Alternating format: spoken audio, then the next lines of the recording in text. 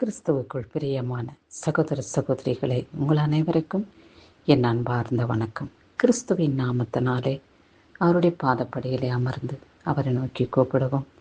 அவருடைய நாமத்தை சொல்லி துதிக்கவும், அவருடைய மகிமையை பெற்றுக்கொள்ளவும் நம்மை கர்த்தர் ஒவ்வொருவரையும் பேர் சொல்லி அழைத்திருக்கிறார்.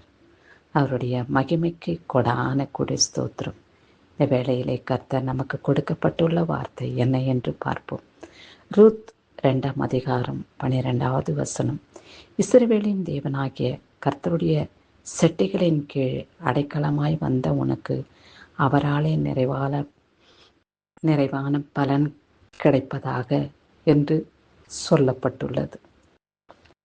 நாம் இஸ்ரவேலின் தேவனாகிய கர்த்தரை அடைக்கலமாக கொண்டிருக்கிறபடியினாலே, அவருடைய பாதப்படியிலே நாம் செட்டிகளின் நிழலிலே மூடப்பட்டிருக்கிறபடியினாலே நமக்கு அடைக்கலம் கிடைக்கும் என்பது நிச்சயம். எந்த காரியத்தை குறித்து நாம் கர்த்தருடைய பாதத்திலே அமர்ந்து வேண்டிக் கொள்கின்றோமோ அந்த ஜெபத்துக்கு, அந்த வேண்டுகோளுக்கு கர்த்தர் மனமிறங்கி ஆசீர்வதிக்கக்கூடிய தேவனாயிருக்கிறார். அவராலே நிறைவான பலன் நமக்கு கிடைக்கிறது.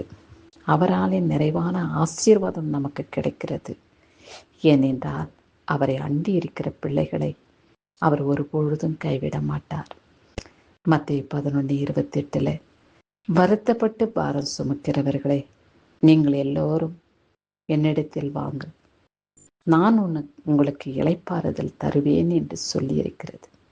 அப்படி இளைப்பாறுதல் தருகிற தேவனாகிய கர்த்தரிடத்திலே நாம் வந்திருக்கிறபடியினாலே வெறுமையாய் நாம் கடந்து வருகிறதில்லை. பெருமையான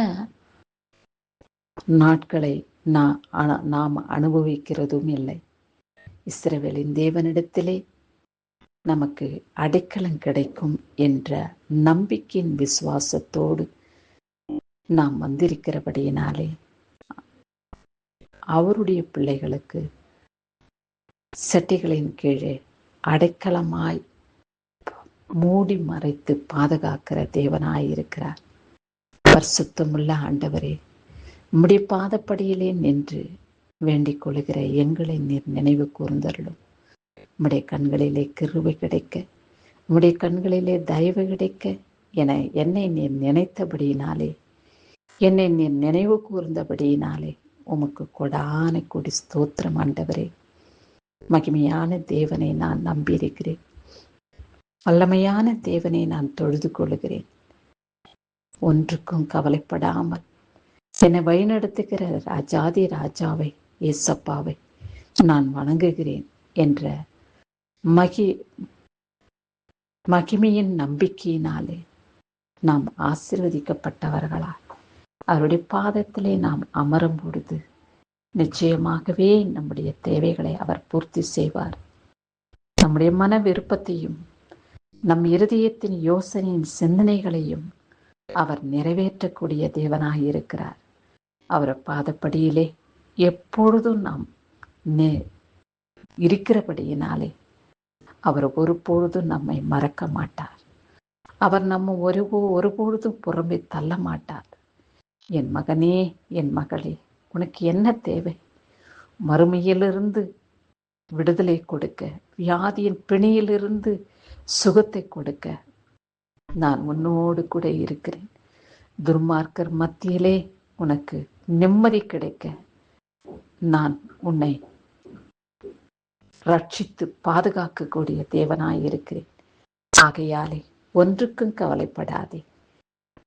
சேனைகளின் தேவன் என்னோடு இருக்கிறார் என்ற மன நம்பிக்கையோடு, விசுவாசத்தோடு நீ என்னை நோக்கி கூப்பிடும் பொழுது நான் உன்னை விடுவிக்கக்கூடிய தேவனாய், மீட்டு கொள்ளக்கூடிய தகப்பனாக உன்னோடு கூட நான் இருக்கிறபடியினாலே நீ கவலைப்படாதே, பயப்படாதே, திகையாதே. உன் தேவனாகிய கர்த்தர் உன்னை நான் பாதுகாக்கவே பாதுகாத்து ரட்சிப்பேன் என்று சொல்லியிருக்கிறார். இந்த நாளிலே பிறந்த நாளையும் திருமண நாளையும் நினைவு கூறுகிறவர்களை, சந்தோஷமாய் கொண்டாடுகிறவர்களை கர்த்தர் ஆசீர்வதிக்கவே ஆசீர்வதித்து காத்து கொள்வாராக. இஸ்ரவேலின் தேவனிடத்திலே அடைக்கலமாய் வந்த உங்களுக்கு அவராலே உங்களுக்கு விடுதலை உண்டு, பலன் உண்டு, அவராலே உங்களுக்கு மீட்பு உண்டு என்பதை அறிந்து கொண்டு அவரை ஸ்தோத்திரித்து துதித்து இந்த வருடம் முழுவதுமாய் அவருடைய செட்டைகளின் நிழலிலே உங்களை மூடி மறைத்து பாதுகாத்து ரட்சித்துக் கொள்வார். அவரை நம்பியிருங்கள், அவரை அண்டியிருங்கள், அவரை நோக்கி கூப்பிடுங்கள். மீட்பின் தேவன் உங்களை கைவிட மாட்டார். உங்களை பாதுகாத்து ரட்சிப்பார்.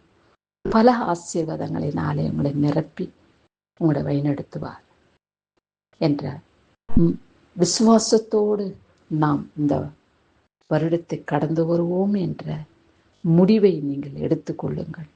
நிச்சயமாகவே கர்த்தர் உங்களை சந்தித்து உபத்திரத்தின் வேதனையிலிருந்து விடுதலை கொடுத்து காத்து மகிமைப்படுத்துவார். கிறிஸ்துவுக்கு சதா காலங்களிலும் துதி கன மகிமை உண்டாவதாக. ஆமேன்.